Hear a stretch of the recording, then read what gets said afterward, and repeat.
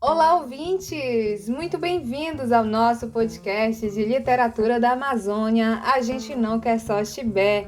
Este é um projeto de extensão da Faculdade de Letras Língua Portuguesa da Universidade Federal do Pará, campus de Bragança, que tem por objetivo entrevistar escritores e escritoras de literatura amazônica, assim como pesquisadores e pesquisadoras que desenvolveram ou desenvolvem estudos sobre esses autores e suas obras.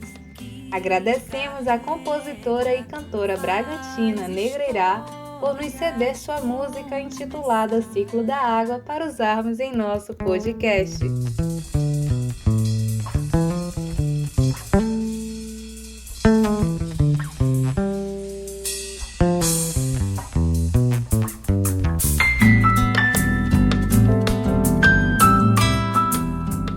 Este é o quarto episódio da segunda temporada do podcast Chibé, e nele teremos a honra de conversar com o grande escritor e roteirista Márcio Souza. Márcio Souza é romancista, dramaturgo, ensaísta, contista e diretor de cinema. Nasceu em Manaus, no Amazonas, em 1946 e é dono de uma vasta produção ficcional e histórica, sendo uma referência da literatura brasileira e considerado uma autoridade ao que refere-se à literatura amazônica. Márcio é autor de Galvez, o Imperador do Acre, romance que marca sua estreia na literatura, publicada em 1976, Madre Maria, de 1980, História da Amazônia do período pré-colombiano aos desafios do século XXI, publicada em 2009, entre muitos outros títulos importantes.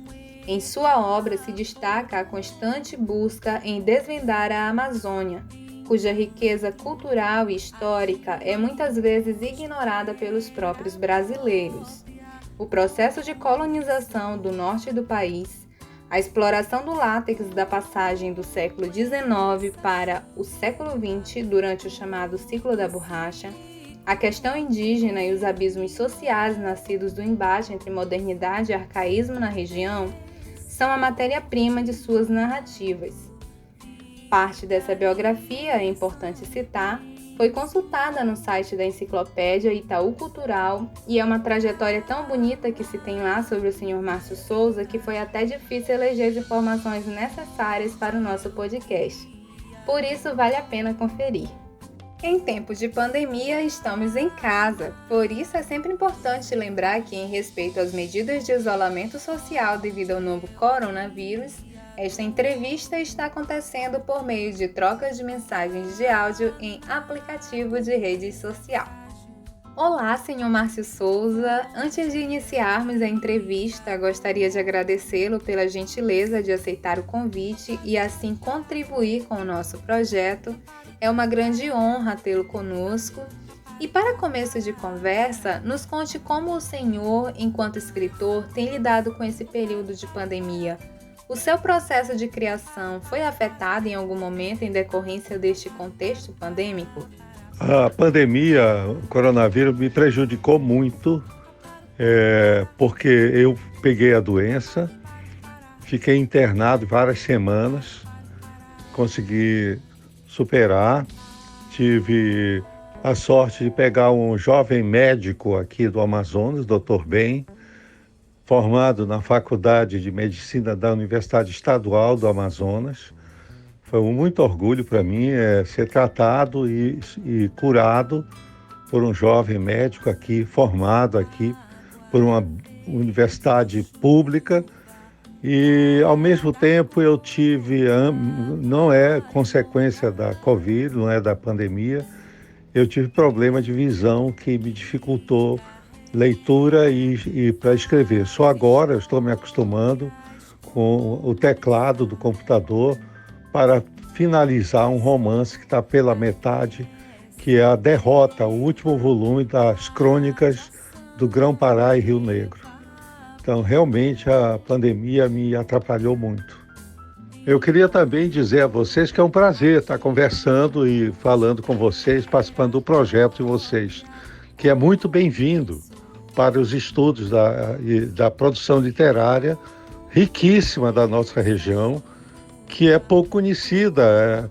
Ela se restringe dos autores do Pará à cidade de Belém e hoje talvez um pouco da universidade aí do oeste do Pará, e a literatura amazonense, quando muito, Manaus não é uma cidade muito literária, não, é o pior índice de leitura do Brasil, já teve excelente índice de leitura, mas mesmo aqui os autores locais aqui do Amazonas são pouco conhecidos.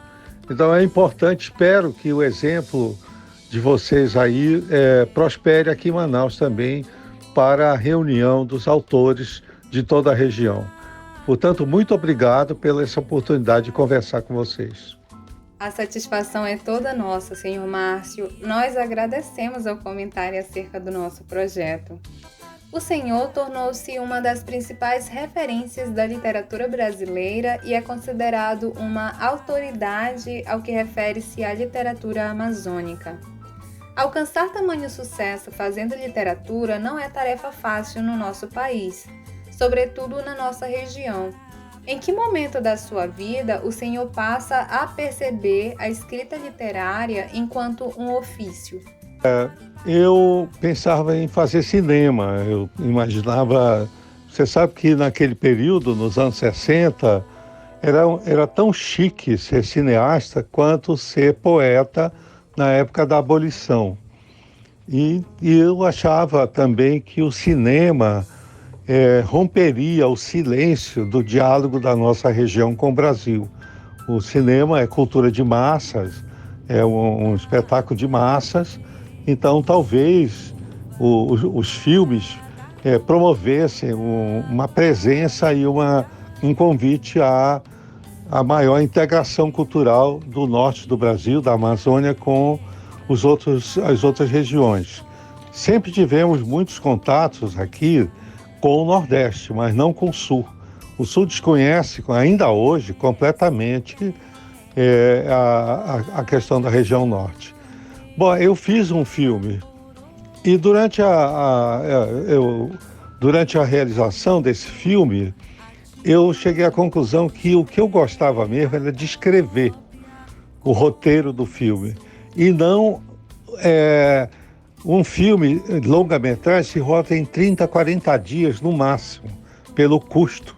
É muito bem planejado tudo, se sabe quantos takes se tem que fazer e tal.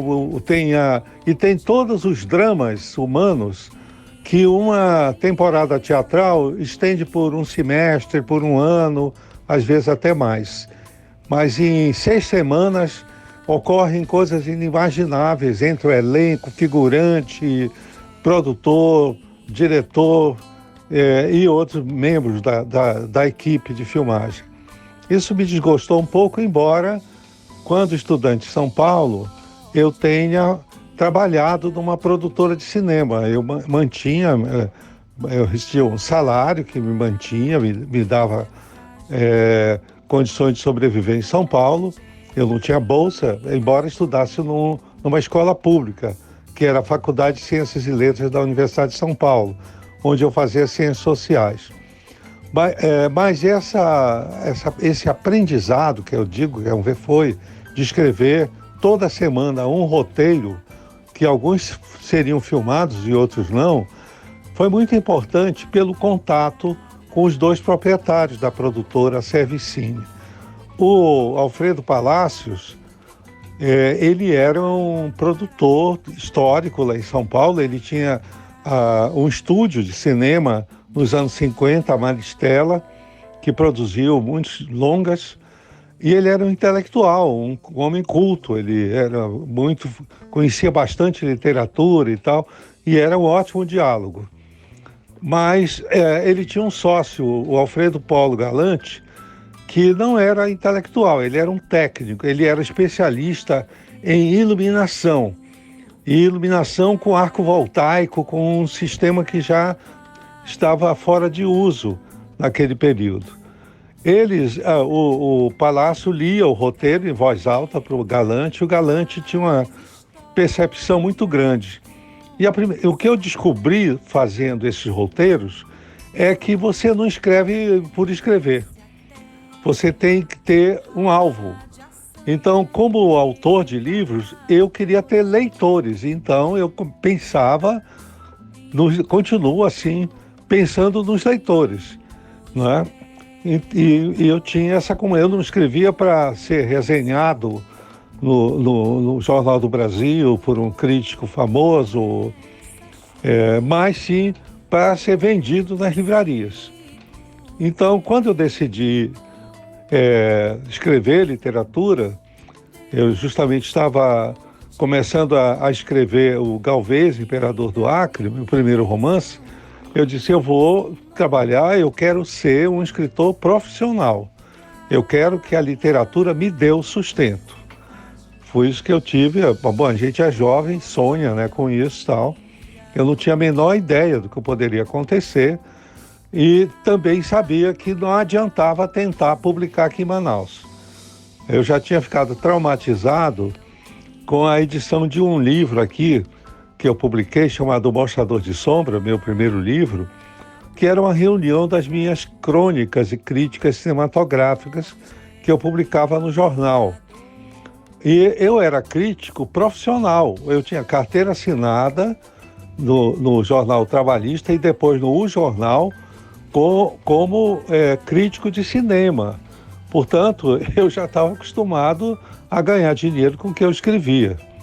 Até tinha que ser mesmo, porque eu sou filho de operário e meu pai, com a idade que eu tinha, 16, 17 anos, já estava me avisando que eu tinha que encontrar um rumo para aliviar a vida dele, né? Embora ele sempre tenha me apoiado.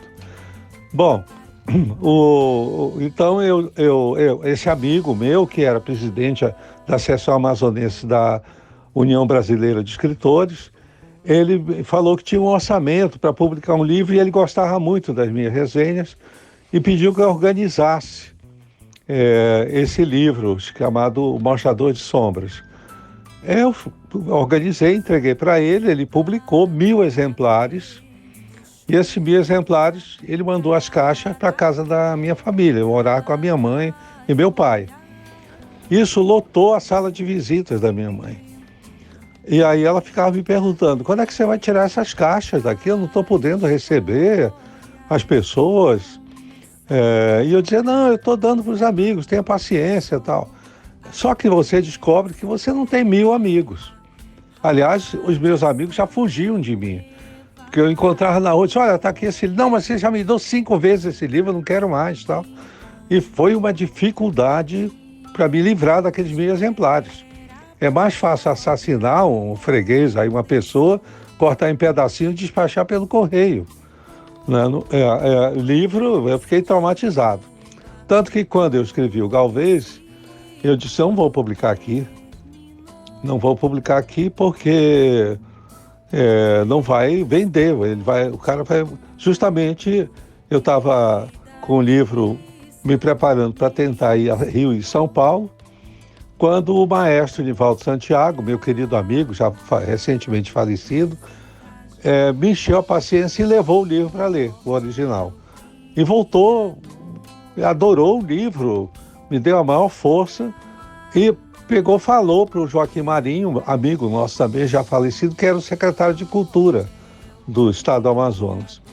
E aí o Marinho, fazer a edição de vários textos amazonenses em papel jornal, em livro de bolso, mas bem cuidado, com a capa do Zeca Nazaré, um artista plástico de qualidade que nós temos aqui, e lançou justamente no dia 5 de setembro, que é o dia do Amazonas, na Praça da Polícia, que é o nosso Hyde Park, onde todo mundo discursa e tal, faz lançamento de livro.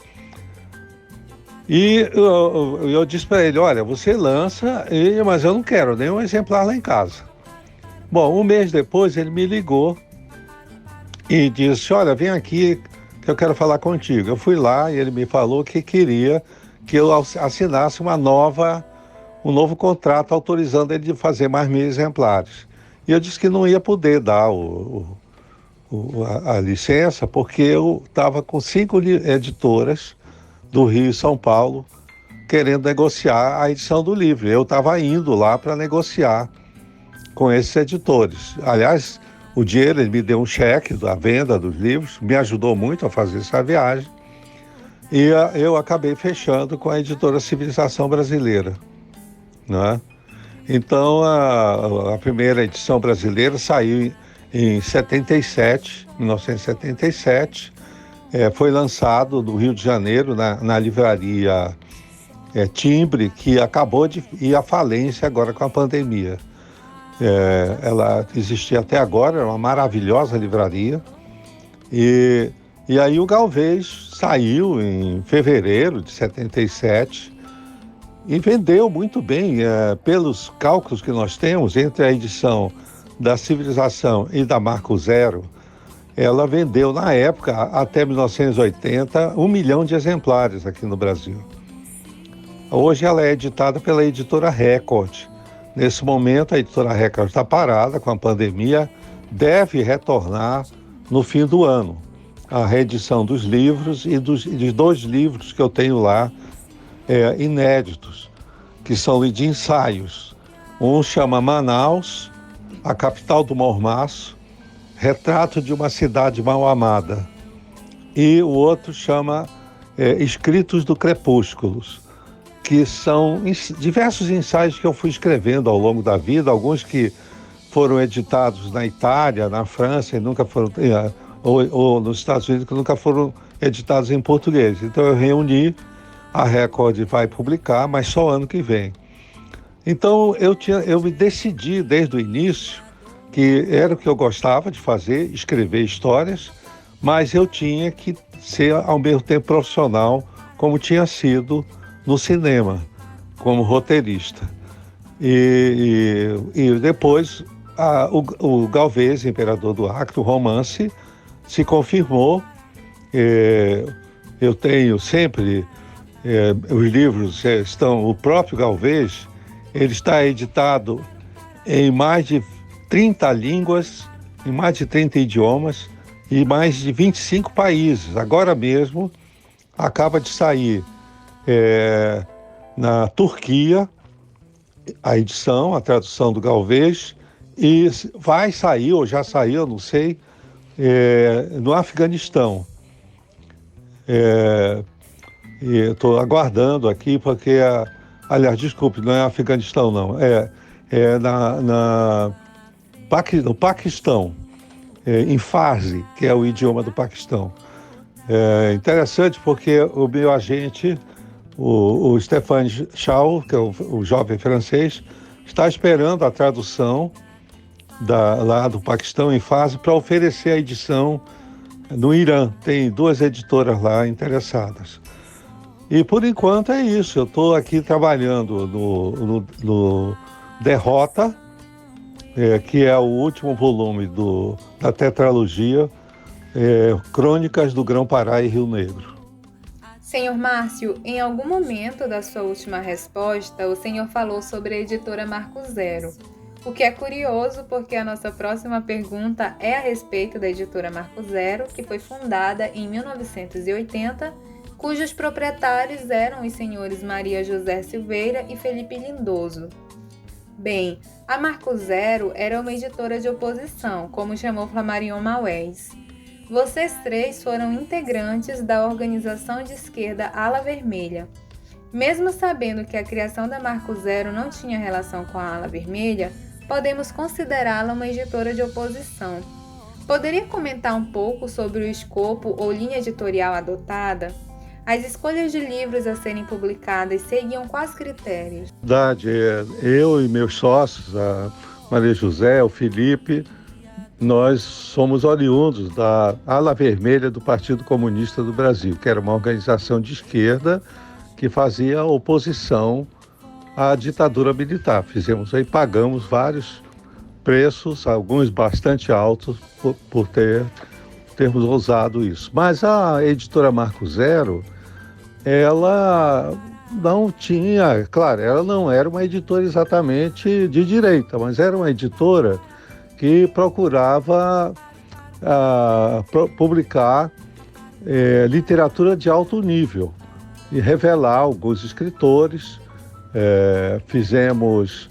Publicamos autores da região norte também, né? O Haroldo Maranhão, por exemplo, publicamos várias obras do Haroldo Maranhão, Os Anões, por exemplo.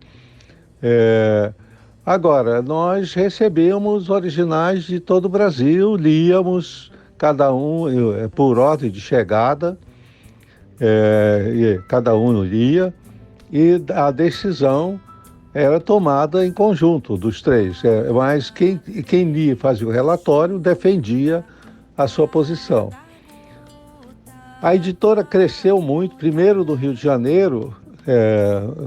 Originalmente a editora foi fundada no Rio de Janeiro, nós tínhamos uma sede no Rio Comprido e ficamos ali até a eleição do Collor.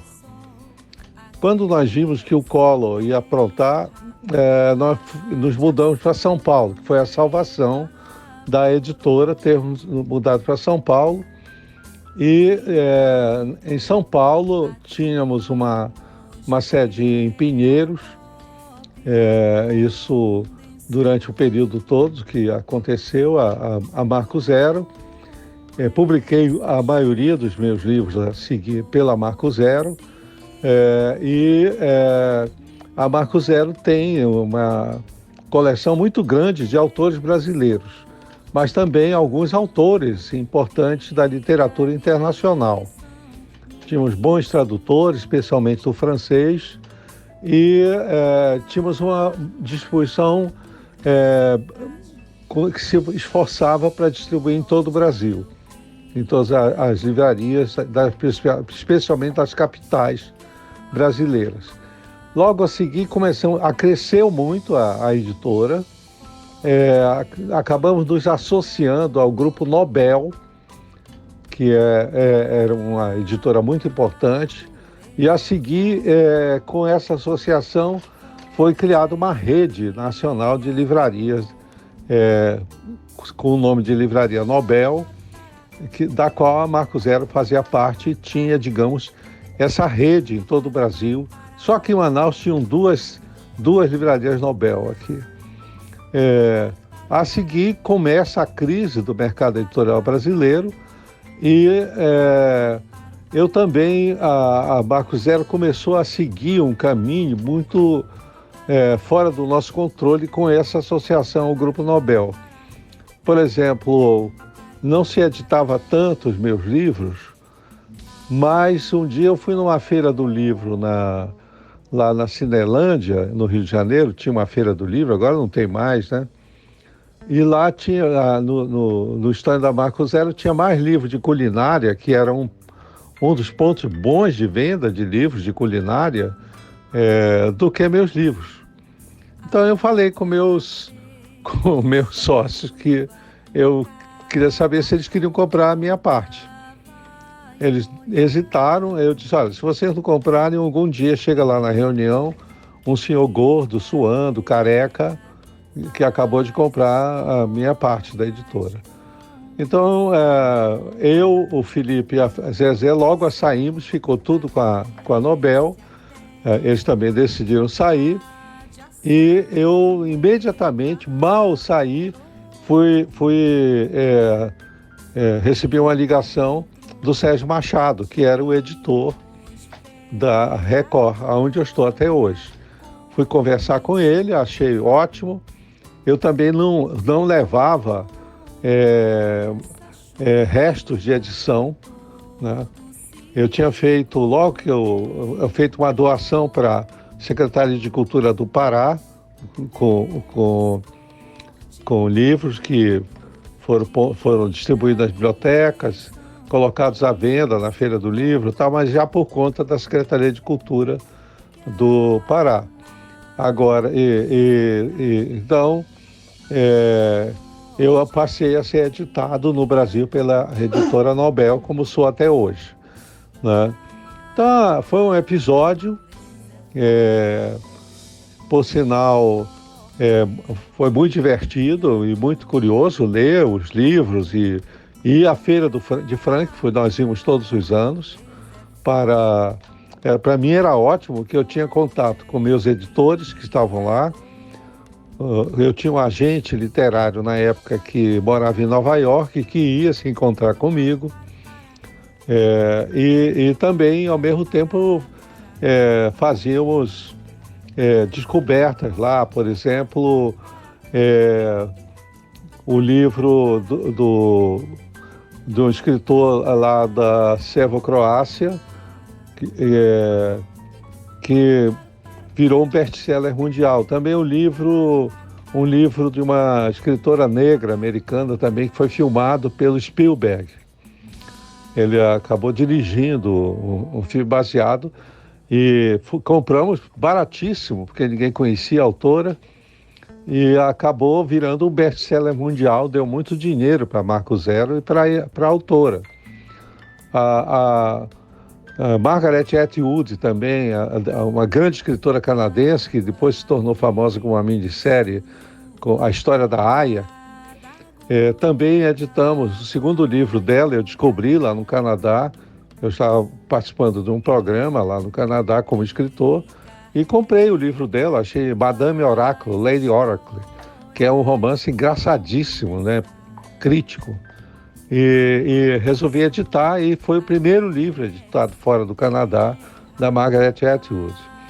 E a partir daí ela se tornou uma escritora de repercussão mundial, até mesmo antes do História da Aya, que nós publicamos também.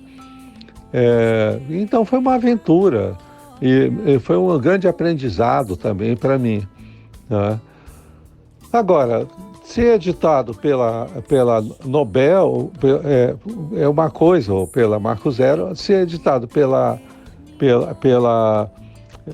Record é outra. A Record é a maior editora da América Latina e ela distribui em todo o Brasil.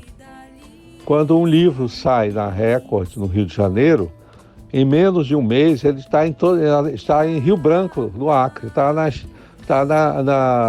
na Fóxia, em Belém, ou nas outras livrarias da cidade, não é? Então vale a pena, é uma editora muito profissional, né?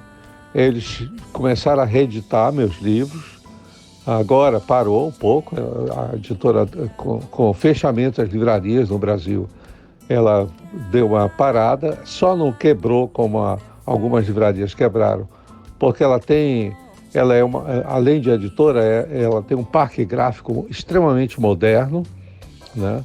Tem uma gerência extremamente moderna e tenho certeza que eles estão loucos para que a coisa se normalize no Brasil. Espero que a partir do ano que vem tenhamos um pós-pandemia aqui no nosso país. Mas a Marco Zero, para mim, foi uma experiência importantíssima de leitura de autores, inclusive autores brasileiros que publicamos. Senhor Márcio, além de suas obras, as obras de outros autores da Amazônia foram publicadas pela Marco Zero. Poderia comentar um pouco sobre os diálogos estabelecidos entre editor e autor na época em que a Marco Zero publicou Benedito Monteiro? Gostaríamos de saber se a ideia de publicar o quarto romance da tetralogia Romance Aquele Um, contendo apenas as falas de Miguel dos Santos Prazeres, partiu do autor. Foram os editores que sugeriram? Havia alguma estratégia comercial? A indicação publicada na capa, abre aspas, a verdadeira história da vida de Miguel dos Santos Prazeres, fecha aspas, etc. Foi uma sugestão dos editores? Bom, no caso do Benedito Monteiro, desse último volume, ele já apresentou o original completo, como saiu o livro. Nós todos lemos, aliás, não caiu para mim, acho que foi a Maria José que leu e relatou, mas eu li porque eu tinha interesse, eu gostei muito do Verde Vagabundo, e li e publicamos, achando que era uma grande complementação. Então, nesse caso, a editora não teve interferência, nós seguimos o desejo do autor, como, aliás, a não ser que fosse alguma sugestão estapafúrdia, coisa que, na verdade, nunca aconteceu. Nós tínhamos muitos originais de jovens escritores. Alguns a gente sugeria mudanças, etc., mas o autor é que decidia, né? Mas não, nesse caso o livro saiu como o Benedito Monteiro queria. Senhor Márcio, Made Maria, publicada em 1980, é uma de suas obras mais conhecidas e chegou a ser adaptada como minissérie pela Rede Globo em 2005. Trata-se de um romance histórico ambientado na região amazônica, no qual conhece-se episódios terríficos e inacreditáveis da construção da ferrovia Madeira-Mamoré entre 1907 e 1912. Assim como o livro, a minissérie foi aclamada pelo público por mostrar uma realidade da região amazônica ainda desconhecida por muitos. O senhor poderia comentar sobre a pesquisa histórica que o conduziu à escrituração do romance? Bom, originalmente eu queria escrever sobre a Transamazônica, mas o Enio Silveira me convenceu a não me meter nessa história de Transamazônica. E aí eu escolhi uma outra estrada, nesse caso a Madeira-Mamoré, que como a Transamazônica saía de um lugar nenhum para o outro lugar nenhum, né? Agora, bem diferente é a luta para conseguir a documentação e a pesquisa. Claro, quando eu decidi, fui para Porto Velho.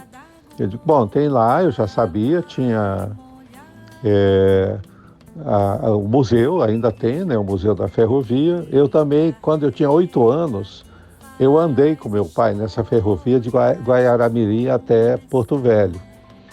E o que eu me lembro era sair da composição, onde nós estávamos sentados, e atravessar um vagão vazio cheio de tartaruga virada, sem luz, apenas raios de sol iluminavam o nosso caminho até chegar no restaurante da ferrovia. Era a única coisa que eu me lembrava de ter feito isso, né? Um pouco antes dos militares roubarem tanto que levaram à falência a ferrovia. Dizem que ela foi à falência porque não tinha mais a borracha, mas a ferrovia não foi feita para transportar borracha, foi feita para transportar inclusive borracha, mas praticamente fazer o transporte para o Rio Amazonas da exportação e importação da Bolívia. Portanto, isso nunca cessou e continua a Bolívia exportando e sofrendo os mesmos perigos que eles sofriam nas demais corredeiras. Agora não, já uma hidrelétrica já nivelou, inclusive levou ao fundo algumas partes da linha da ferrovia. A pesquisa, como sempre, foi complicada porque não existia nada na Biblioteca Nacional, nos arquivos aqui do Brasil, nem em Porto Velho. O museu disse que a papelada toda, não tinha, só tinha ferro velho, lá, pedaços de locomotiva e tal, nem as louças e talheres do vagão-restaurante existiam lá. Segundo eles podiam ser encontrados em casas de coronéis aposentados na Tijuca, lá no Rio de Janeiro. Eu não fui pesquisar isso, me interessava.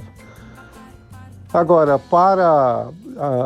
como sempre, na literatura, na pesquisa, diferente da pesquisa para doutorado, ocorrem milagres. Por exemplo, um amigo meu, o José Ribamar Bessa, professor da Universidade Federal do Rio de Janeiro e amazonense, ele estava pesquisando um trabalho dele lá na Biblioteca Nacional de Paris. E ele digitou um número errado de um documento que ele queria. Veio o documento e esse documento era um relatório de uma das empresas que concorreram à licitação da Madeira-Mamoré, uma empresa francesa, e perdeu. E eles, nesse documento, revelavam todas as falcatruas do Percival Faccar com o governo brasileiro para ficar com ganhar a licitação, que me ajudou muito, né? Também tive que estudar no Museu Britânico a questão de como formar um engenheiro, porque não tinha aqui engenheiros, não tinha faculdade de engenharia, aliás, não tinha nem universidade, né? Tinha aqui em Manaus, mas não tinha curso de engenharia, tinha de agricultura, a Universidade Livre de Manaus, que foi criada em 1911. Mas também não ajudou, porque o arquivo não sei para onde foi parar dessa universidade. Mas tive a sorte de, naquele momento, pesquisar na Biblioteca Nacional sobre a política brasileira, e também o Hélio Silva passou a publicar a biografia de alguns dos primeiros presidentes da República, que me ajudou bastante também. Fora isso, o estudo de ferrovias, a construção de ferrovias na Índia, os relatórios e muitos relatos de escritores e cronistas do passado, com a formação do Estado de Rondônia, que a ferrovia foi muito importante para isso. Fora aí, a inspiração literária fez o resto. Eu fui leitor do Joseph Conrad, No Coração das Trevas, que inspirou muito esse romance. A viagem do Mário de Andrade também, os depoimentos do Mário de Andrade lá, que é citado no final do romance, que ele medita sobre os horrores, né? Como está no final do romance. É um romance de aventuras, né, de ação, que vai se desmontando ao longo da narrativa, até se desmoronar como um romance de aventura tradicional. Eu tive muito prazer em escrever o livro, era um grande desafio. Às vezes eu tinha que parar e procurar, quando eu descubro que no Canal do Panamá eles tinham contratado zumbis do Haiti, né? Então eu tinha muitos trabalhadores negros do Caribe, não do Haiti, não ouvi falar nenhum zumbi. Consegui conversar aqui em Manaus, muitos trabalhadores da Madeira Mamoré, tanto engenheiros como negros, vieram para Manaus e criaram o bairro, um bairro inteiro aqui em Manaus, que hoje é um quilombo, né? É engraçado porque a vinda de negros do Maranhão para cá, no final da época da borracha, acabou se indo morar nesse mesmo bairro, né? Nesse bairro, hoje o quilombo, porque a maioria dos moradores tem a religião afro-brasileira, né? Porque durante os negros caribenhos que trabalhavam na Madeira Mamoré, eles eram anglicanos. E abriram, junto com os ingleses que trabalhavam no Porto de Manaus e na Companhia de Eletricidade do Sistema de Bondes, mantinham uma igreja anglicana na Vila Municipal. E lá, esses barbadianos frequentavam também dia de domingo. Depois, eles foram sendo absorvidos, foram morrendo, e hoje essa igreja, não tem mais anglicanos aqui em Manaus, é uma igreja pentecostal. Aliás, não é nem mesmo a igreja da região inglesa. Eles demoliram para fazer um caixote muito feio, onde eles fazem o culto pentecostal. Mas muita coisa é fruto da imaginação, né, de Maria, né? E me deu muito prazer escrever, e o livro ele também está bastante traduzido no mundo todo. Quando o Ministério saiu aqui no Brasil, o Sérgio Machado ele pôs no mercado mais 40 mil exemplares, vendeu tudo, né? Vendeu bastante o livro aqui. Senhor Márcio Souza, no livro Entre Moisés e Macunaíma, os judeus que descobriram o Brasil, que o senhor fez com Assis Clear, e em A Verdadeira Nação de Rafael Bentes, o senhor fala sobre a história judaica na Amazônia e a sua própria origem judaica.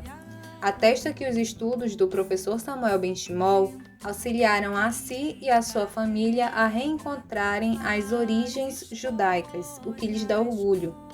Como o senhor definiria a contribuição judaica para a Amazônia? A nossa comunidade aqui, a Keilah de Manaus, é muito pequena. A comunidade judaica de Manaus, ainda há traços de presença judaica no Baixo Amazonas, mas Manaus tem uma sinagoga que juntou as duas sinagogas que existiam até os anos 30 aqui em Manaus, e ela é bem pequena, nós sequer temos um rabino, né? O doutor Isaac Daan, ele é o cantor, ele coordena as orações, o Shabat, as festas judaicas. Mas o que eu posso dizer da presença judaica aqui no estado, na região, a partir do século XIX, especialmente de 1810, quando começa a imigração vinda do Marrocos, onde os judeus sefarades estavam lá depois da expulsão em Portugal. Parte foi para Marrocos, onde a comunidade ficou, inclusive a minha família, por parte de pai, ficou 500 anos lá. Outra parte foi para Amsterdã, que eu saiba, eu não tenho parentes que foram para Amsterdã, embora eu tenha ido a Amsterdã conhecer a grande sinagoga portuguesa, onde esses judeus se reuniram lá em Amsterdã, onde havia mais liberdade religiosa. Entre os judeus portugueses, sefarade, havia o Baruch Spinoza, o Bento Spinoza, que vai se tornar, ele era de profissão optometrista, mas ele vai se tornar o primeiro filósofo leigo, contemporâneo, moderno, com uma visão moderna da sociedade humana.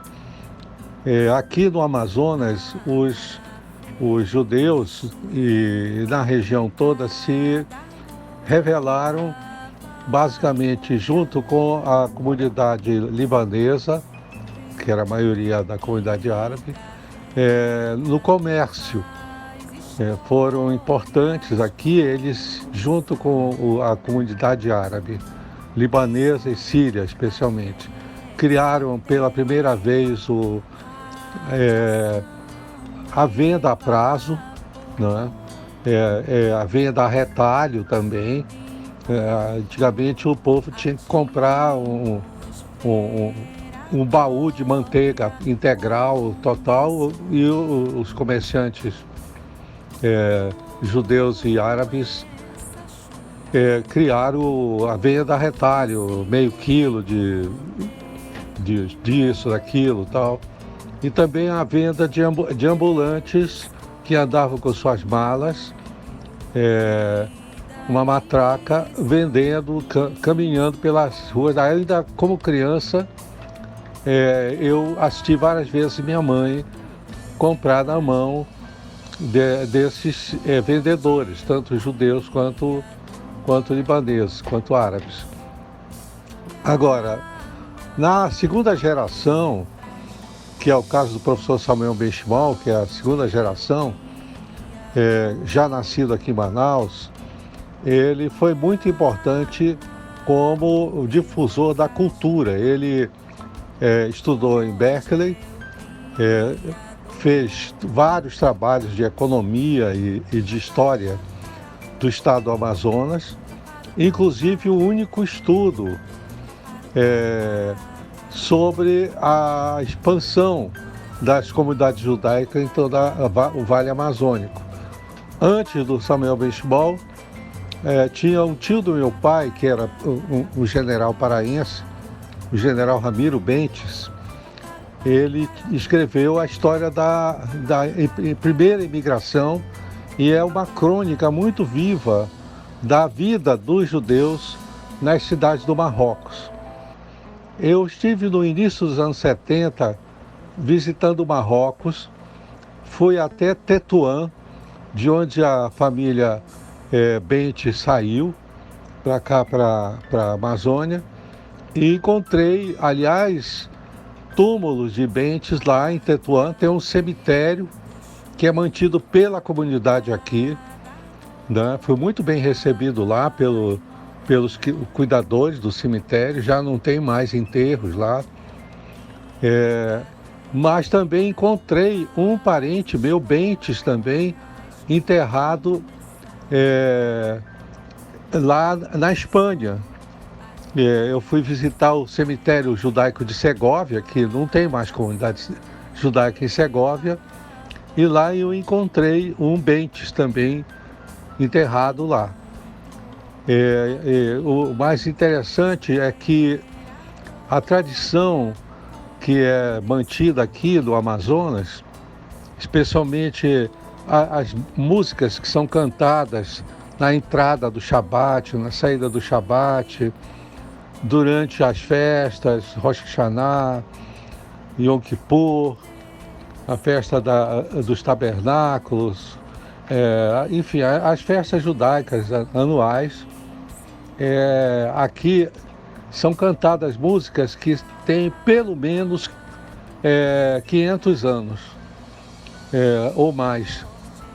E eu fui convidado para participar do aniversário de 50 anos da língua portuguesa em Sófia, na Bulgária. E fiz uma palestra sobre a expansão da língua portuguesa e depois tive uma reunião interna com alguns professores de português. Inclusive, aí vi que o nome da diretora era um nome judaico. E ela confirmou que havia uma comunidade sefardita lá em Sófia. E aí ela me convidou para ir um Shabat. E eu fiquei preocupadíssimo, como é que eu vou falar, porque ela falava português, que ela era a diretora do curso de português. Mas eu tinha certeza que os outros judeus não falariam, como é que eu ia me comunicar. Mas fui. E para minha surpresa, eles são descendentes sefaraditas e falam ladino. Eu falo um pouco de ladino e pude me comunicar perfeitamente com eles, e as músicas que eles cantam lá na sinagoga em Sófia são as mesmas que são cantadas aqui na sinagoga em Manaus, e tenho certeza que são as mesmas cantadas na mais antiga sinagoga do Brasil, que é daí de Belém. Agora, fora isso, não foi só no comércio, mas também na indústria, né? O beneficiamento de juta, por exemplo, a industrialização de embalagem, de sacos de juta, é obra da família Benzecri, que é uma das mais tradicionais famílias judaicas aqui de Manaus. Fora isso, houve um personagem aqui que se chamava Isaac Sabá. Seu Isaac, ele chegou criança, que ele já nasceu em Belém, chegou em criança com a mãe dele viúva. E ela fazia doces que ele vendia na rua, como criança. Mas ele estudou, conseguiu uma bolsa no colégio salesiano, Dom Bosco aqui, o mesmo colégio que eu estudei. E ele... de vendedor de doce, de vendedor de lápis, caneta nas ruas de Manaus, ele se transformou no construtor e proprietário da primeira, que foi a refinaria de petróleo daqui, que chamava Ibê-Sabá. Hoje ela pertence à estrutura da Petrobras, ela foi encampada no governo Geisel, e ele pagou um cruzeiro de indenização para o seu Isaac Sabá. Mas isso não dobrou o seu Isaac, que já era um homem realizado, era uma figura extraordinária. Eu tive muitos contatos, muitas conversas com o seu Isaac. Eu era colega de escola do Mário, o filho dele mais novo. Tanto meu pai quanto seu Isaac, nós estudávamos juntos no colégio, aqui o Grupo Escolar Princesa Isabel, e tinha aula de educação religiosa cristã, evidentemente. E aí a diretora perguntou do meu pai se ele autorizava eu assistir às aulas. Meu pai disse, não, tudo bem, pode. A mesma coisa seu Isaac. Então eu e o Mário assistimos às aulas, não fez nenhum mal. Não posso dizer que tenha feito algum bem, mas não fez nenhum mal, nem para mim, nem para o Mário. Mas aí, engraçado, nós tínhamos duas colegas que eram filhas de um advogado comunista aqui. Uma pessoa maravilhosa, um grande advogado, e ele proibiu as filhas, ele não deixava as filhas assistir às aulas religiosas. E elas não entendiam, criança, né? E choravam muito de terem que ir para a diretoria. No conceito de estudante, ir para a diretoria porque tinha feito alguma coisa de errado, né? Mas a comunidade hoje, ela, além da sinagoga, ela tem muito prestígio intelectual. A sinagoga é muito bonita, é simples, mas muito bonita. Ela é toda feita a parte interna, com pedras trazidas de Jerusalém. E também há uma importância econômica aqui da comunidade judaica na área do comércio e da indústria, né, na navegação também. E também há cidades muito influentes pela cultura judaica, embora já a presença judaica já seja mais rarefeita, como é o caso de Maués. Maués, ela é uma cidade do Guaraná, né? Então, Maués, até uns anos atrás, a comunidade era tão importante lá que as cidades fechavam aos sábados, portanto, seguia o Shabat e abria nos domingos. Hoje já mudou completamente isso.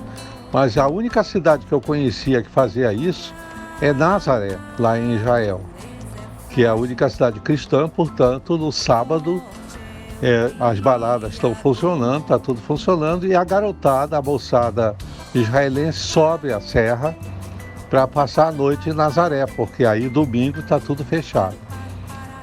E Nazaré, que na subida do morro, nos tempos bíblicos, tinha engarrafamento de jumentos e camelos, atualmente tem engarrafamento mesmo de carros de todos os tipos, subindo a serra lá. A história ainda precisa ser aprofundada da presença dos judeus aqui. Eles têm, tanto os judeus quanto os árabes, tiveram muita importância na cultura,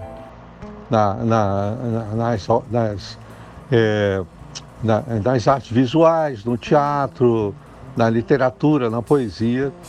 São presenças aqui na região. E também eles ajudaram muito ao consumo da arte. Hoje, um dos maiores patrocinadores aqui em Manaus da arte, diversas formas de arte, é o Grupo Bemol, de lojas de departamento. É um grupo grande. Os judeus também, a comunidade judaica, a mesma família Benchimol, eles têm uma empresa de distribuição de gás que é pan-amazônica. O Benchimol, ele abriu uma loja em Belém, mas foi boicotada a loja aí. E ele só tem uma loja ali, já perto da fronteira, no Pará, só tem uma loja lá no interior. Mas, em geral, a pesquisa que eu fiz foi muito superficial e apressada pela exigência do Ari Reutemann, que era o editor, nós fomos almoçar lá no Rio de Janeiro, há uns anos atrás. Aliás, no ano que o Brasil ia fazer 500 anos. Eu e o Sclia, o Moacir, nós éramos amicíssimos, viajamos muito pelo mundo. E o Ari Reutemann nos convidou para um almoço lá no Rio. E aí ele convidou o Moacir para escrever um livro para o Brasil 500 anos, a presença judaica. Aí o Moacir disse, não, eu vou, mas por que você não convida o Márcio? Aí ele me perguntou, mas por que o Márcio? Você é judeu? Eu falei, sou. Aí disse, podia imaginar, claro que o Reutemann, ele é Ashkenazi, então ele não sabe nada que o Brasil é dividido. Tem uma fronteira que divide o estado da Bahia, metade é Sefarade e metade é Ashkenazi, lá da Bahia. Já Pernambuco, Fortaleza, São Luís e a Amazônia é território Sefarade, não é? Eu também sempre me perguntei por que os judeus vieram para cá. O que é que eles vieram fazer aqui? Então tinha um amigo meu que é de uma família grande de judeus aqui, a família Sayag, uma das pioneiras aqui. Eles são muito numerosos em Parintins, né? O meu amigo, meu colega Sayag, ele é artista plástico, ele é um dos diretores artísticos do Boi Caprichoso.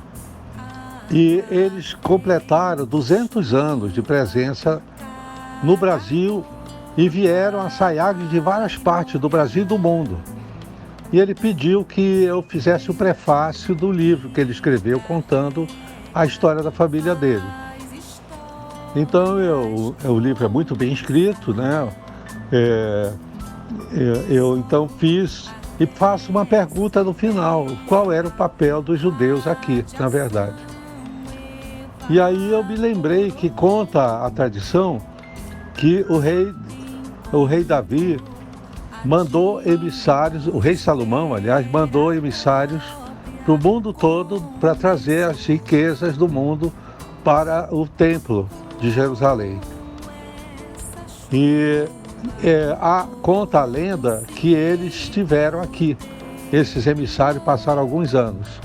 Daí o nome de Rio Solimões, que é a aliteração do nome de Salomão, que se chamaria Rio do Rei Salomão. E então me perguntei, por que vieram aqui? Além dessa lenda, há coisas curiosas. Por exemplo, a lição dos judeus para as populações nativas daqui. Você sabe que as etnias aqui, elas não comem peixe de pele, não é caché, mas eles não se converteram ao judaísmo, mas aprenderam que deve-se comer peixe de escama. Um aprendizado dos judeus com as etnias, o respeito pelas árvores, pelas plantas. Então você sabe que isso era muito comum, tinha 2, 3 judeus, não dava para formar uma minhá, para fazer uma oração, então eles convidavam as árvores para fazer parte. Então, para completar os 12 seres humanos, e as árvores completavam. Então eles podiam fazer as suas diversas orações em honra a Deus, a Elohim. Então a pergunta é a seguinte, que eu faço, qual é o papel nosso aqui? Eu acho que nós temos que cuidar dessas riquezas que foram levadas para o Templo de Salomão, que conta a nossa escatologia que no fim dos tempos, no tempo do Messias, este templo vai ser reconstruído. E certamente o Messias vai nos cobrar essas riquezas que daqui foram para o Templo de Salomão, que estejam prontas aqui, preservadas, para enriquecer no final dos tempos, nos tempos do Messias. E essa é a visão mística que foi deixada aqui pelos antepassados históricos, que não há comprovação nenhuma, né?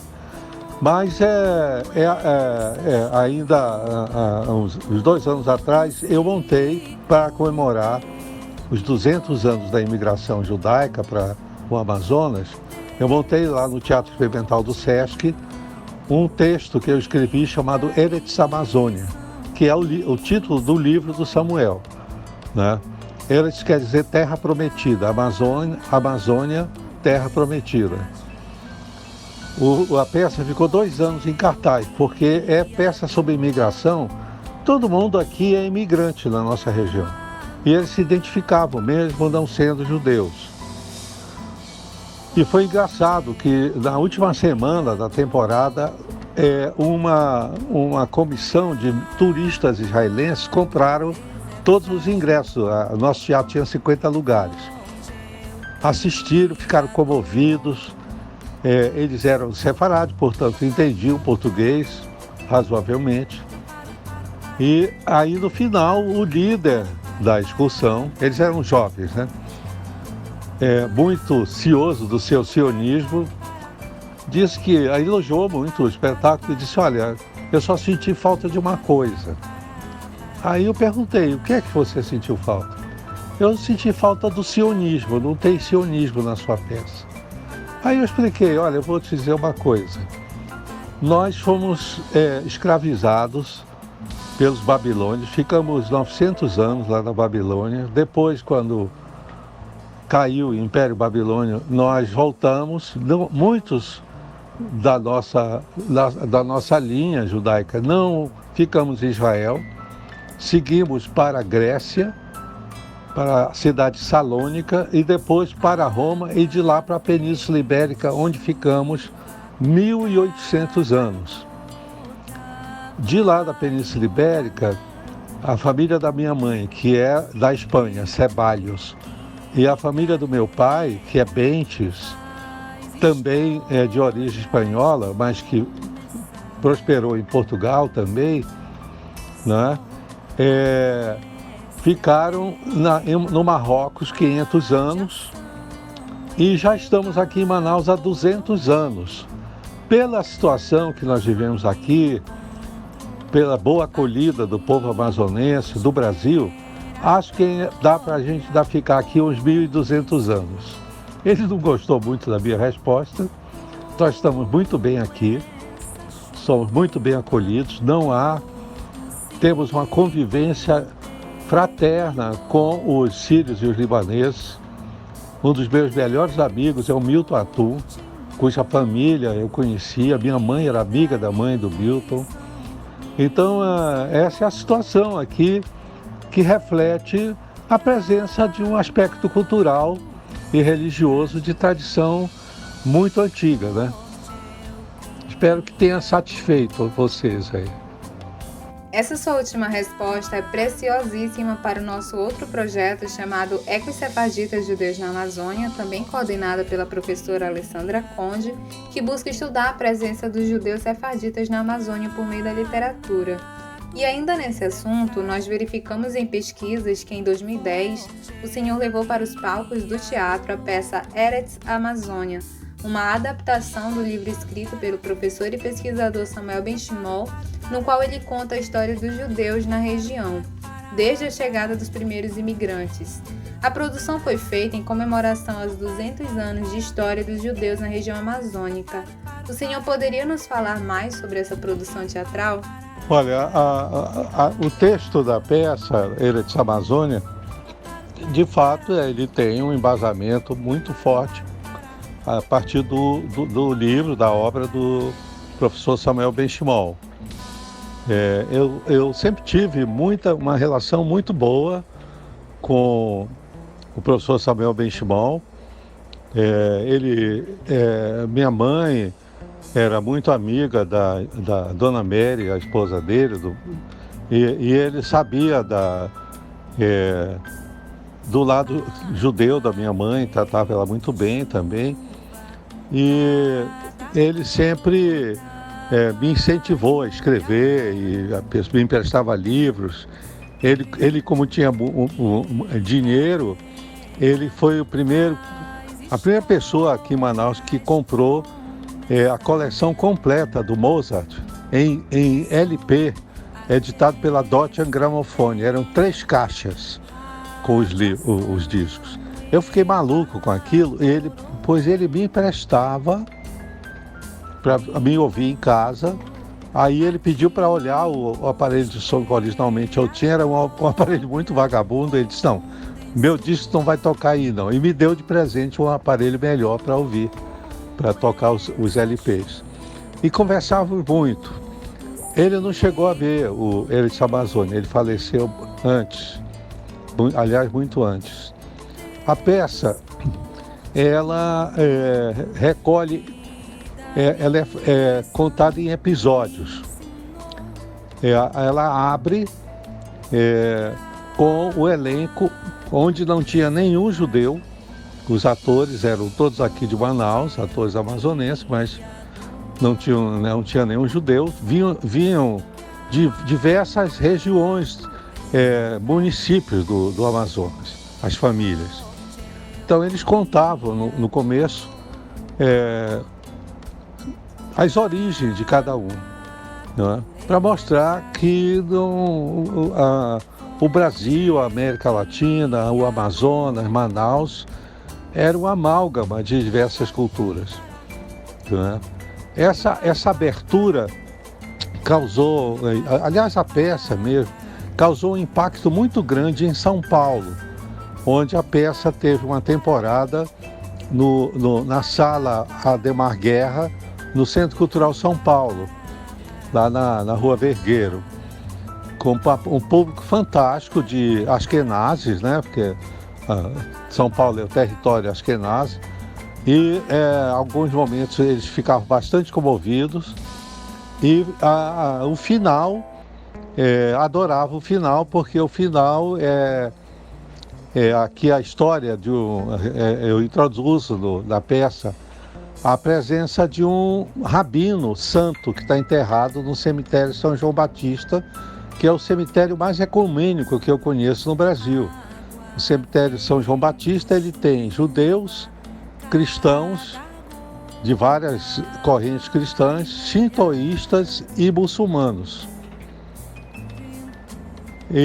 Mas a peça, ela é um conjunto de episódios da história da imigração, né? Então ela tem cenas de antissemitismo que ocorreu na cidade de Parintins, tem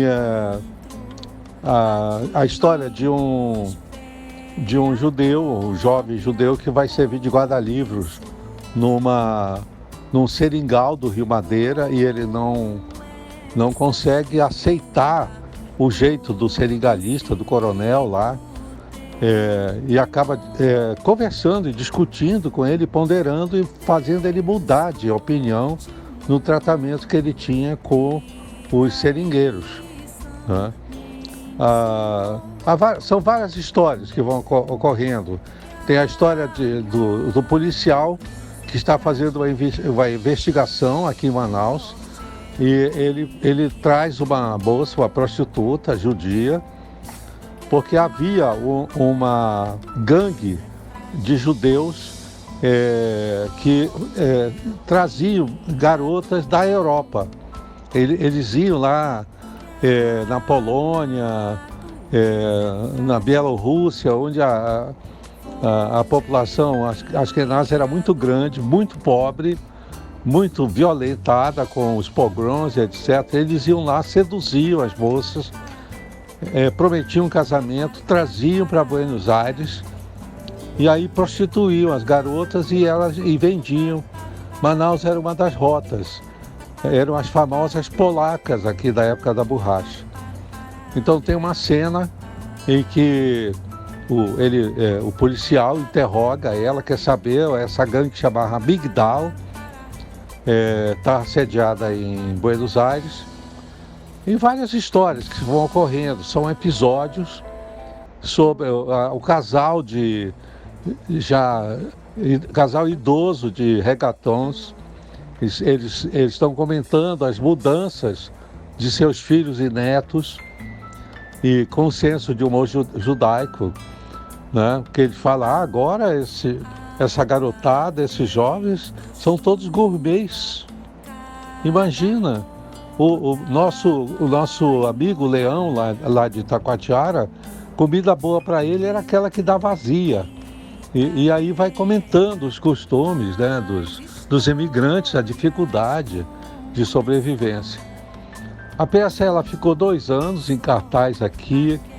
Ela tem uma gravação integral com todas as cenas e ela termina a peça justamente com um grupo de jovens judeus ricos passando um fim de semana na selva e eles se perdem. Isso aconteceu mesmo, né?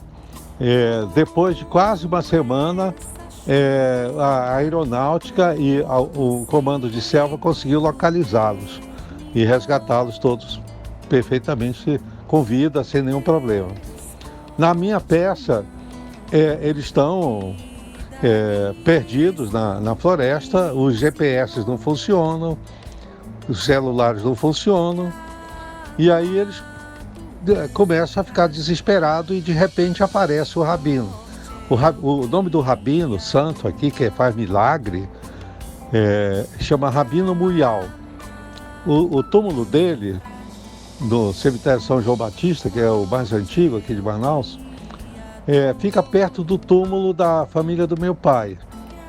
E é engraçado, porque o que acontece é que os cristãos vão pedir do rabino, do rabinozinho, para ele resolver algum problema financeiro, ou assegurar um empréstimo, ou amolecer o coração do cara que emprestou dinheiro. Sempre é problema financeiro.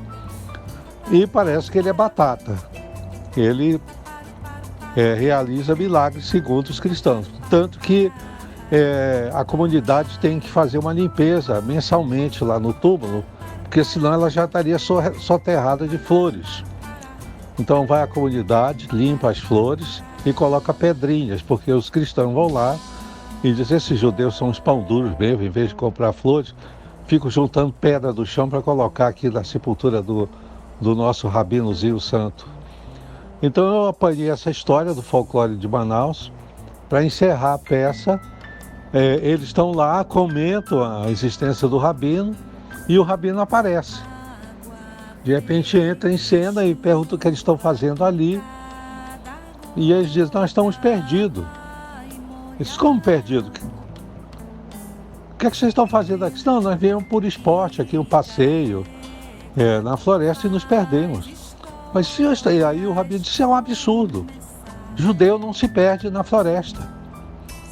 E aí uma das meninas lá, que é professora, antropóloga e tal, diz assim: e é onde nós deveríamos nos perder? Aí disse: bom, judeu se perde normalmente no deserto. Mas cuidado, a última vez nós ficamos 40 anos perdidos. E aí ele vai embora, ele desaparece, e logo a seguir eles são descobertos por um helicóptero de resgate. E aí termina a peça com essa brincadeira. E aí, com o elenco cantando uma canção que tem mais de 500 anos, que é cantada até hoje aqui, que chama Buena Semana, que é a canção que você sai no domingo à noite do Shabat. Então, o Eretz Amazônia fez parte de uma série de trabalhos que o Teatro Experimental do Sesc realizou, falando de culturas, sobre a cultura portuguesa. Fizemos um espetáculo sobre a cultura árabe, que é a versão que foi feita lá no Teatro Sesc das 1001 Noites, foi um dos grandes sucessos também. E Eretz Amazônia, que foi o penúltimo espetáculo que nós montamos, que ficou 2 anos, praticamente 3 anos em cartaz. Ele é entrecortado, o espetáculo, com canções da tradição judaica que são preservadas aqui em Manaus, todas elas com, por aí, 400, 500 anos, porque são cantadas em ladino. Já saíram da Espanha, foram para o Marrocos e lá foram preservados. Essa foi a nossa experiência, foi muito agradável a experiência. É um espetáculo que emocionava mesmo os não-judeus. O teste que ele tinha, uma plateia muito diversificada, de jovens e adultos também, idosos, que gostavam de assistir, pessoas da periferia que a gente convidava, distribuía convites nos bairros distantes. Então nós tínhamos uma plateia muito diversificada e foi gratificante e, ao mesmo tempo, ver o espetáculo funcionar para a plateia Askenazi de São Paulo, que riu nas horas certas, né, que entendiam o que nós estávamos querendo dizer, e provavelmente porque tinha o mesmo valor humano de uma parábola do Rabino Israel Baal Shem Tov. Senhor Márcio, engana-se quem pensa que escrever é tarefa fácil. O exercício da escrita exige muita paciência, dedicação, disciplina, e por esses e outros motivos não existe uma receita pronta do escrever. Cada escritor possui, entre metas e estratégias, a sua maneira de trabalhar. Como que funciona o seu processo de criação? Vou ver como é que eu consigo sintetizar de uma forma rápida essa questão de processo de criação. Primeiro eu escrevo para os leitores, então eu procuro não complicar demais, ser muito claro. Não sou um autor de vanguarda, eu gosto de leitores, gosto de ver meus livros nas livrarias sendo comprados pelos leitores. Tal. Bom, mas de qualquer maneira eu sou um autor, digamos, anfíbio. O que é que eu quero dizer com isso? Eu sou graduado em Ciências Sociais pela Universidade de São Paulo.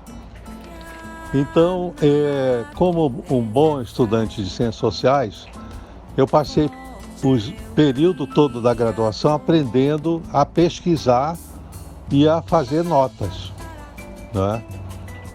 Então, em geral, meus livros eles têm um bom embasamento de pesquisa, né? No caso do Eretz Amazônia, por exemplo, e também no texto, que não é de ficção, que eu escrevi para Entre Moisés e Macunaíma, é fruto também de bastante pesquisa. É claro que eu tenho aqui em casa uma pequena biblioteca judaica. Claro, não só os livros básicos, a Torá, o Sedur, que é o livro de orações diárias, textos sobre migração, sobre os judeus na Europa. Enfim, eu tenho uma bibliografia, tenho uma enciclopédia judaica e tal. Tenho escritos sobre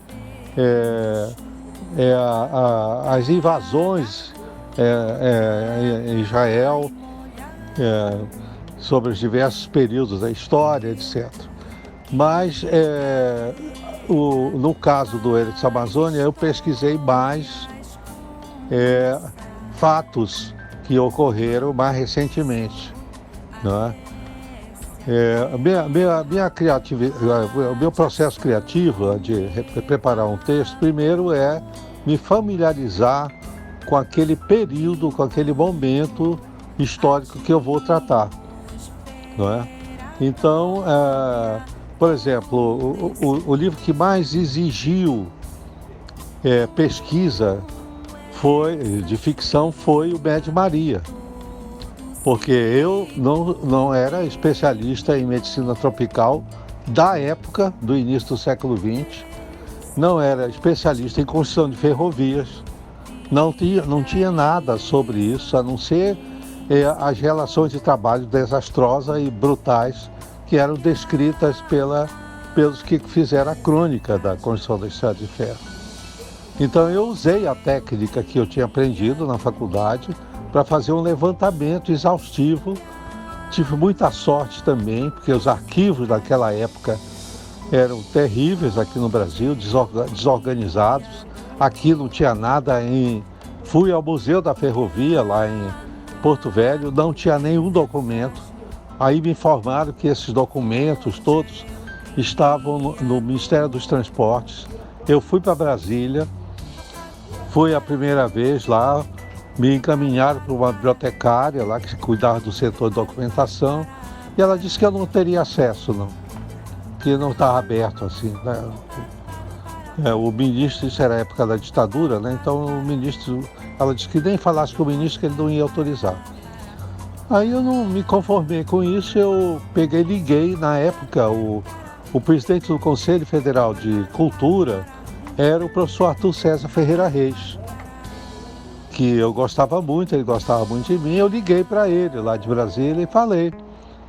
Aí ele disse, não tem importância, eu vou mandar um ofício e onde é que tu está hospedado? Aí eu estava na casa de um amigo lá, e ele mandou uma carta dele pedindo colaboração do ministro do Transporte e mandou um ofício para o ministro.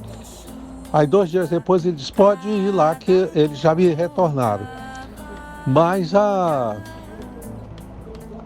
bibliotecária lá, né, disse que a caixa onde estão esses documentos é muito pesada, eu não arranjei um peão para trazer aqui, não sei o quê. Foi me enrolando uns 3 dias.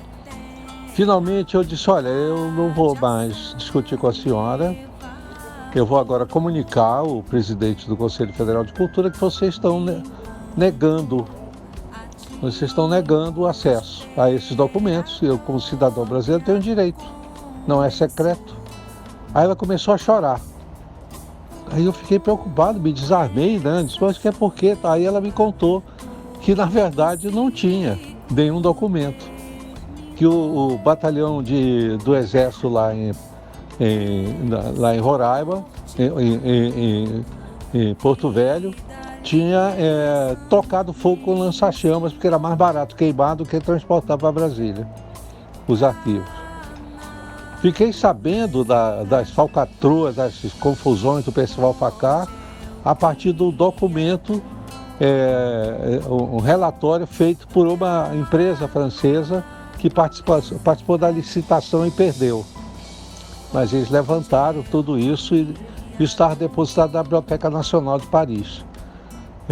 Eu não descobri esse documento, foi um amigo meu que estava pesquisando lá, deu o número errado e o acaso mandou esse documento para a mão dele. Ele sabia que eu estava escrevendo um livro sobre Bandeira Borboré, anotou o número. Quando eu fui a Paris, fui lá e consegui ler o documento, levei uns 3 dias lendo, anotei várias coisas importantes. Enfim, o meu método é isso, eu não gosto de fazer uma coisa psicológica. O meu trabalho se eu vou falar sobre a construção de uma ferrovia no meio da selva, eu vou estudar a engenharia e a psicologia dos personagens, são todos seres humanos. É só torná-los verossímeis, né? Então eu não tenho uma teoria, eu tenho a técnica, eu sei pesquisar, eu não me perco pesquisando, porque é um perigo se você não tem técnica para fazer a pesquisa num determinado assunto. Agora mesmo eu estou concluindo a tetralogia Crônicas do Grão-Pará e Rio Negro, que conta o episódio da destruição, da invasão do Grão-Pará pelo Império do Brasil, a destruição do Grão-Pará, né?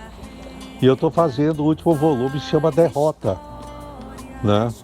E é a história de um amazonense que vai embora daqui do Brasil para os Estados Unidos, se torna um brasilianista, amazonense, nascido aqui, e sofre uma coisa horrível na família dele, e aí ele jura nunca mais voltar a Manaus. Aí volta agora para participar de um simpósio sobre a cabanagem na Universidade Estadual do Amazonas.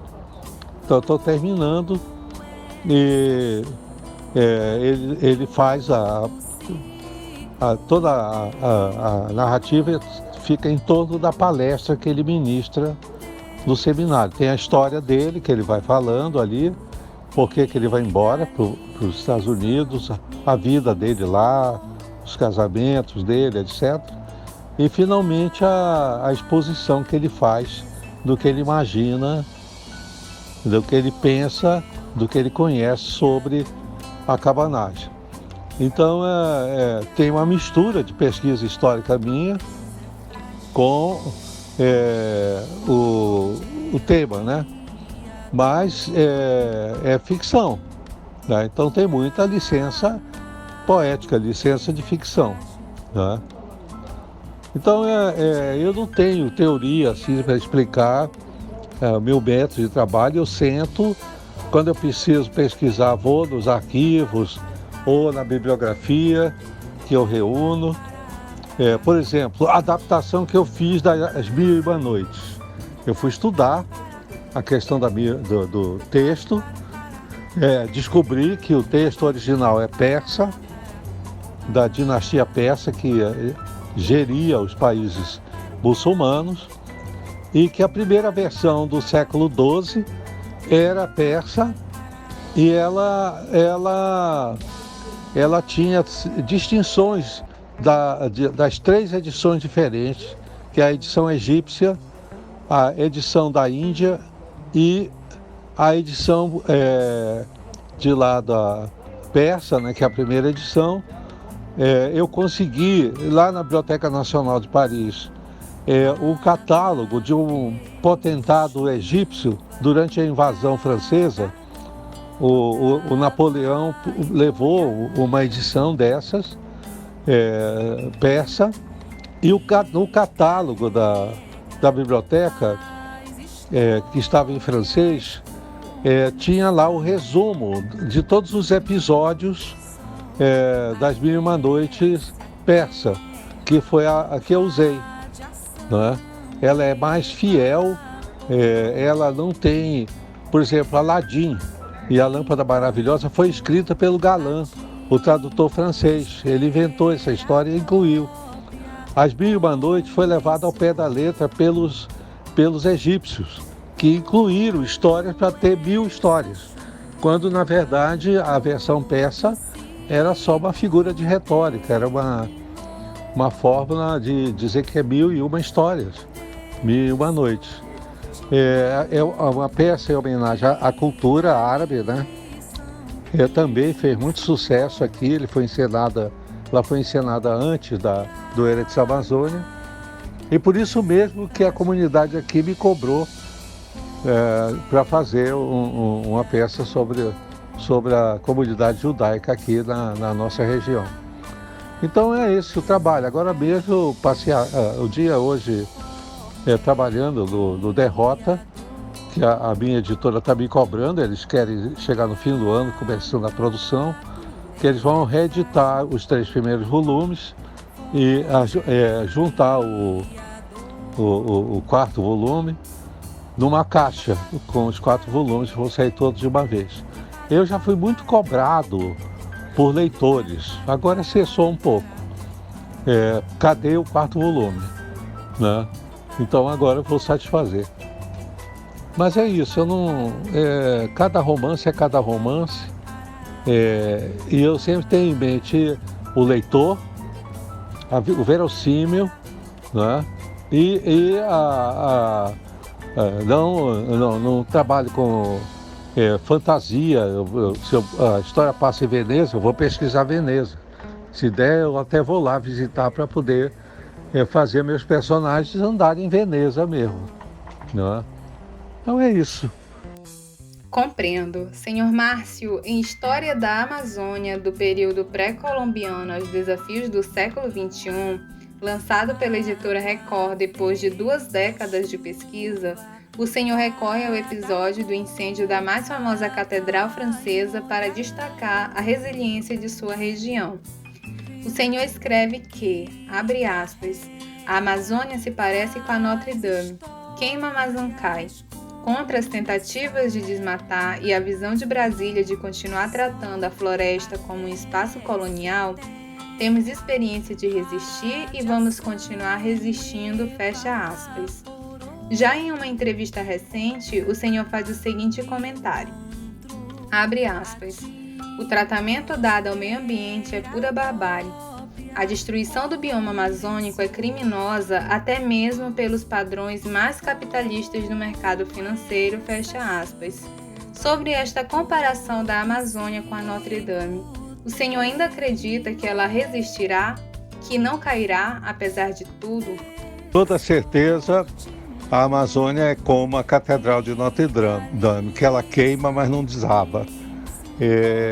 Eu acho que o episódio, o recrudescimento da agressão ao bioma da Amazônia é um episódio da barbárie sulista, né? Especialmente da barbárie dos paranaenses, de Santa Catarina e do Rio Grande do Sul, e estimulado pela política dos paulistas.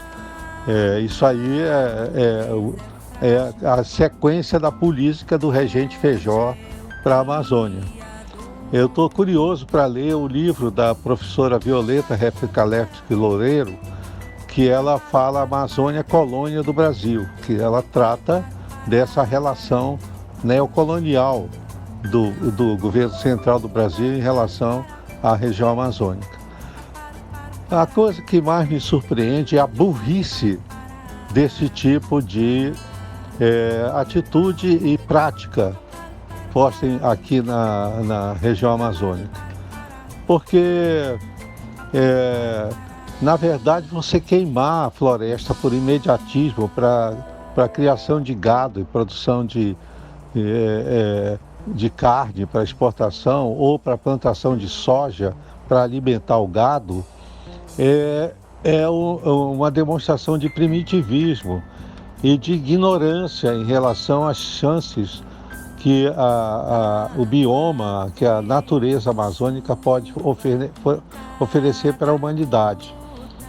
Os poucos exemplos que nós temos do que nós estamos afirmando já dá o peso do que significa a contribuição da biodiversidade amazônica para a humanidade.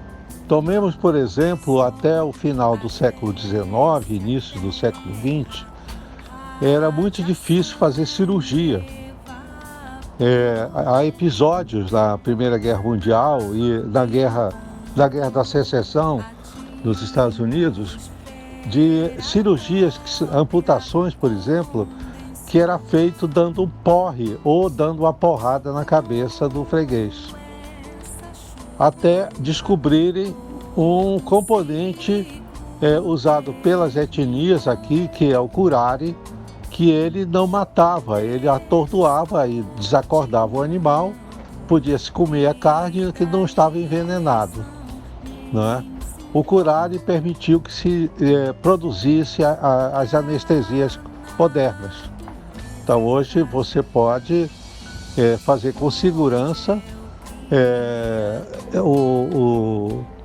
uma cirurgia, porque a medicina moderna teve acesso a esse conhecimento do curare, que se desenvolveu nos diversos anestésicos, hoje já bem distante da sua origem do curare. Isso não é de uma burrice você destruir a cobertura vegetal sem saber o que ela pode oferecer só para a indústria farmacêutica. Outro exemplo, um antropólogo, um etnobotânico norte-americano, ele pesquisou na floresta tropical da Costa do Marfim, que tem um bioma muito semelhante, porque quando a África se desprendeu e a América do Sul se desprenderam, os biomas se separaram, mas praticamente continuaram semelhantes. E ele descobriu uma planta que tinha propriedades de ajudar as pessoas que tinham problemas cardíacos. Eles eram beta-bloqueador, ele tinha eram beta-bloqueadores, ele tinha um componente químico ali que permitia isso. Ele levou a planta para os Estados Unidos, fizeram o teste, não funcionou. Essas propriedades se perderam na viagem. Ele ficou decepcionado, tal, não voltou a pesquisar. Aliás, ele voltou à Costa do Marfim, Mas quando chegou lá, os chineses já tinham destruído o bioma. Eles já tinham comprado a madeira toda, destruído totalmente. E aí ele foi pesquisar na Amazônia peruana. E ele conversando com o pajé disse, não, mas nós temos uma planta parecida como essa. E mostrou, e ele reconheceu a planta. E aí o pajé disse, olha, tem o seguinte, ele só faz efeito, essa planta, se você tiver também a formiga que mora na raiz dessa planta. Uma formiga só dá na raiz desse vegetal. E aí ele estudando percebeu que era uma simbiose entre essa planta e a formiga. Hoje você tem os beta-bloqueadores, está disponível. Isto rende bilhões de dólares para a indústria farmacêutica e ele pagou $60 para o pajé preparar as amostras e colocar no correio em Iquitos. Ele fazia uma viagem até Iquitos, tal, que ele não ia descer, ele ia voltar por Lima. Então são pequenos exemplos que nós temos. Aqui o INPA, por exemplo, ele não tem verba. O DAS do diretor do INPA é um DAS 2. Nenhum motorista do Congresso Nacional aceita esse DAS, né? Agora, o INPA hoje é um local em que os pesquisadores estrangeiros que têm verba usam para morar. Eles não pagam hotel, não precisam pagar hotel, tem a infraestrutura, tem os contatos, tem o uso da reserva Duque para fazer testes no que tem ainda de preservado da floresta aqui. E eles levam essas experiências para fora. Vai embora em geral, mas não é só para os Estados Unidos, para os países europeus, para a Ásia, não é? No governo da Dilma, ela montou aqui um centro de biotecnologia. Nunca funcionou. Ele tinha equipamentos impressionantes, ultra avançados, né? Hoje, com certeza, quando você abrir a porta lá para ver, a biodiversidade já deve ter devorado esses equipamentos todos. Foi como a briga se tal ministério, tal local, não sei, a gerir, acabou nunca funcionando. Está lá, próximo ao Distrito Industrial, um prédio muito bonito, moderno, todo equipado lá dentro. Eu nunca entrei e agora que não se consegue entrar mesmo. Então esse é o tratamento. O Museu Geld hoje é um museu dedicado à visitação turística, né? Tá? Eu nem sei como estão aquelas coleções magníficas que eles têm lá. Eu frequentei muitas vezes pesquisando no Museu Geld, quando o professor Eduardo Galvão dava aula lá, foi meu professor em Brasília. E assim que é tratada a ciência na nossa região, né? Porque os governos estaduais, eles não têm recursos suficientes, além do mau uso, digamos assim, dos recursos que têm à disposição, né? Por exemplo, há 3 anos atrás, o INPA ele mantém ali no seu espaço, no bairro do Aleixo, uma floresta intacta, inclusive com os animais, roedores, pássaros, tal, que vivem ali naquela floresta. Era muito e continua sendo muito visitado por estudantes, né? Porque tem guias e tudo que explicam, professores de biologia levam para lá. Há 3 anos atrás, o diretor foi obrigado a anunciar que ia fechar, porque a verba não estava mais dando para manter aqueles técnicos, aqueles especialistas que serviam de guias e cuidavam também dos animais. Só não fechou porque o prefeito da cidade, que era o Arthur Vigílio, falou com o diretor e destacou uma verba para que essa unidade educacional fosse mantida no INPA, né? Então essa é a situação aqui, não tem, para Brasília, não tem vida inteligente na Amazônia. Aqui é uma área natural onde vivem etnias isoladas, todo mundo usa tanga aqui, né? Fica deitado na rede de tucum, balançando na beira do igarapé, né? Essa é a visão que os tecnocratas de Brasília têm da Amazônia, uma região atrasada, e realmente é melhor abrir a área para as motosserras paranaenses, que eles enxergam, eles não podem ver árvore em pé. Eles já quase que levaram à extinção as araucárias, lá no Paraná. E essa é a relação que existe hoje entre, pior ainda agora, com o Bolsonaro mesmo, que é um bárbaro, né? É um quadrúpede, então não tem mesmo nem diálogo, nem possível diálogo, porque eu não sei nem que língua ele fala realmente. Muito bem, senhor Márcio Souza, mais uma vez agradecemos a sua gentil participação no nosso podcast A Gente Não Quer Só Chibé. Ficamos honrados com a sua contribuição e, para finalizar o nosso bate-papo, gostaria que o senhor nos falasse se está trabalhando em novos projetos, se sim, quais são? Bom, interessante a gente falar, antes dos futuros projetos, um pouco da situação da literatura aqui na nossa região. Nós hoje temos um índice de leitura muito baixo, poucos leitores. A cidade que eu menos vendo livro é Manaus. Belém vende um pouco melhor, porém livrarias começaram a fechar com a pandemia, como em Belém, como aqui em Manaus.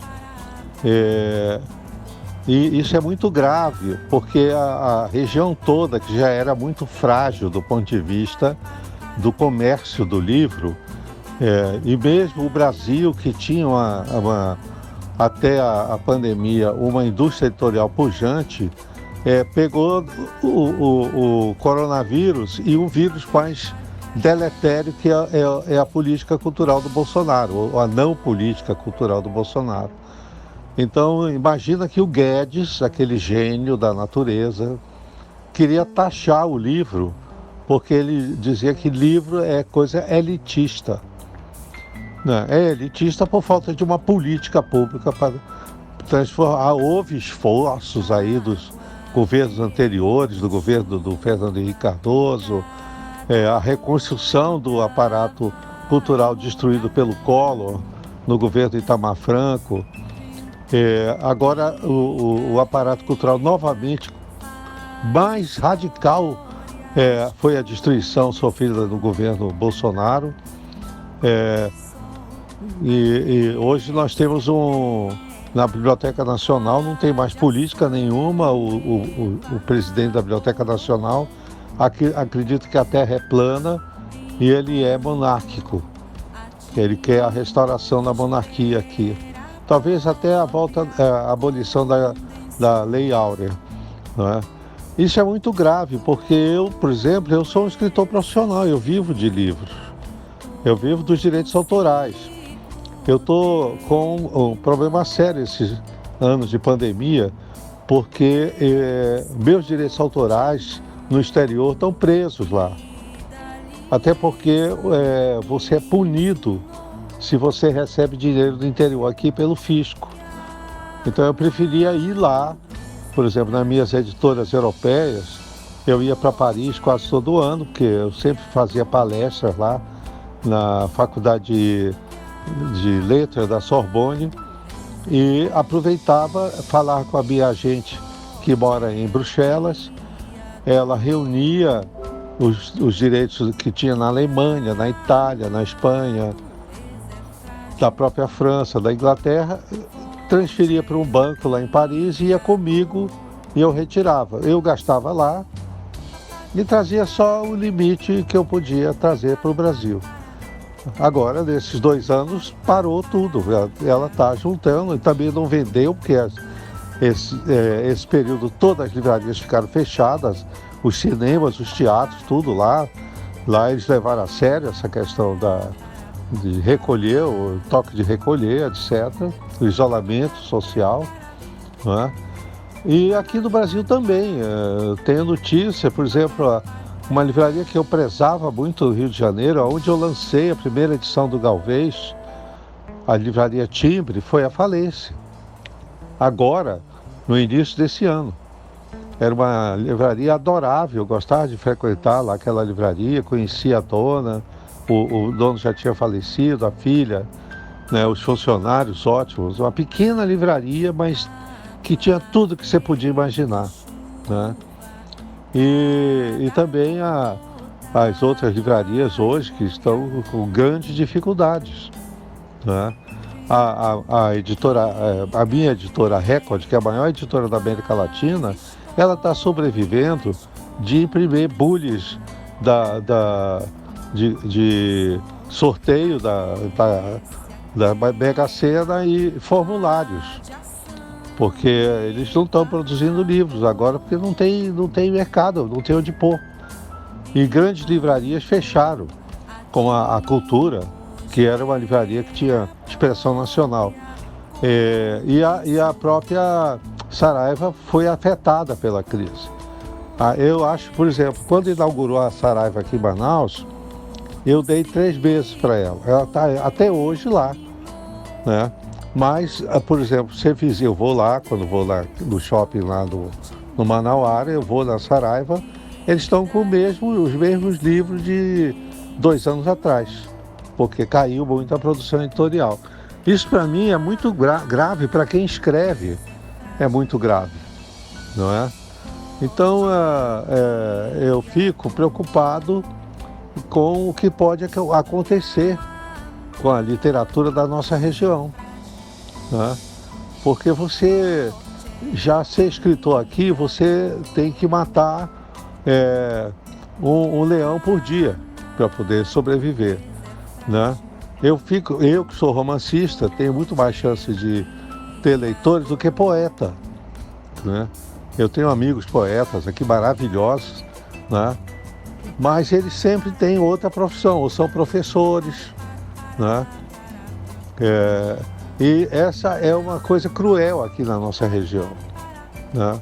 Você ser escritor aqui, que é muito mais difícil do que ser pintor, ator de teatro, enfim. Essa é uma situação sombria que nós estamos atravessando no Brasil e especialmente aqui na Amazônia, né? Muito até tem a incompreensão, porque muitos acadêmicos escrevem e publicam livros, mas raramente são por editoras, são a própria universidade. Primeiro, a pesquisa que eles fazem são financiados pelo CNPq, pelos órgãos ligados à educação. E isso é importante, mas nós não temos isso, nós escritores, né? Eu não tenho quem financia. Às vezes, quando o meu agente consegue vender a ideia de um livro, de um romance, para uma editora fora daqui, estrangeira, eles dão um bom adiantamento, né? Mas isso, há uns 2 anos, eu não vejo a cor de adiantamento, né? A Record prometeu me dar um adiantamento assim que eles publicarem o Derrota. Por enquanto, eu vou vivendo com o meu salário mínimo e a minha anistia, que é a minha renda mensal, né? Uma vez ou outra eu tenho a notícia que meu agente, que é francês e que está preso lá na França, ele foi visitar os pais em La Rochelle, que é a cidade dele, e não conseguiu mais sair de lá, porque não tem mais voo para o Brasil. Ele está lá, faz os contatos todos, mas até fica perguntando se ele me manda o dinheiro. Eu prefiro que ele não mande, porque senão o banco francês, o banco brasileiro que eu tenho conta e a Receita Federal vai ganhar todo o dinheiro. E ainda vai aumentar o meu imposto de renda para me punir porque eu recebi royalties de uma editora, né? Então esse é o grande drama nesse momento que vive os escritores brasileiros, né? Voltamos a ser a ter uma profissão, digamos, que é um convite ao beletrismo, né? porque nós éramos o único país da América Latina em que você podia ser só escritor, só romancista, só contista, não precisava ser professor universitário ou diplomata, não é? Ou funcionário público de alguma autarquia que pague bem, não precisava, bastava ser escritor.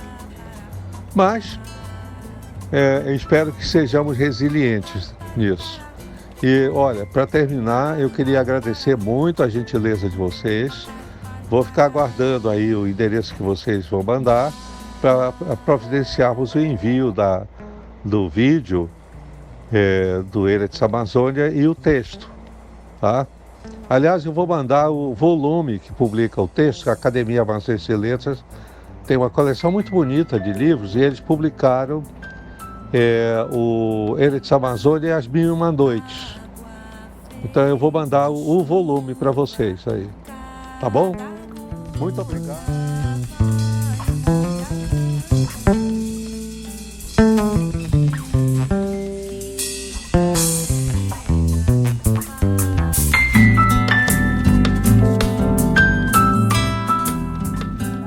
Você acabou de escutar o 4º episódio da 2ª temporada do podcast de literatura da Amazônia A Gente Não Quer Só Chibé, um projeto de extensão da Faculdade de Letras de Língua Portuguesa da Universidade Federal do Pará, campus de Bragança, coordenado pela professora doutora Alessandra Conde, da UFPA, com a participação do fundador do projeto, o professor doutor Abílio Pacheco, da Unifespa, e que tem como objetivo entrevistar escritores e escritoras e também pesquisadores e pesquisadoras de literatura amazônica.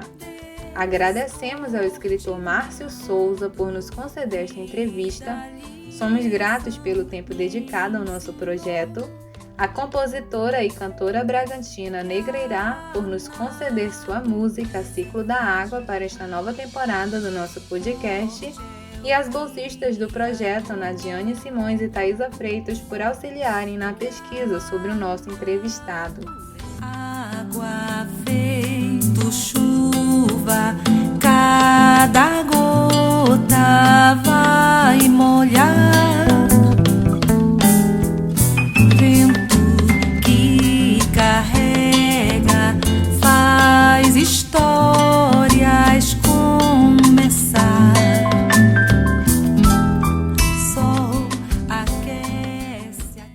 Ouça o podcast Chibé. Ele pode ser escutado nas plataformas de música Spotify, Google Podcast, Castbox e no YouTube.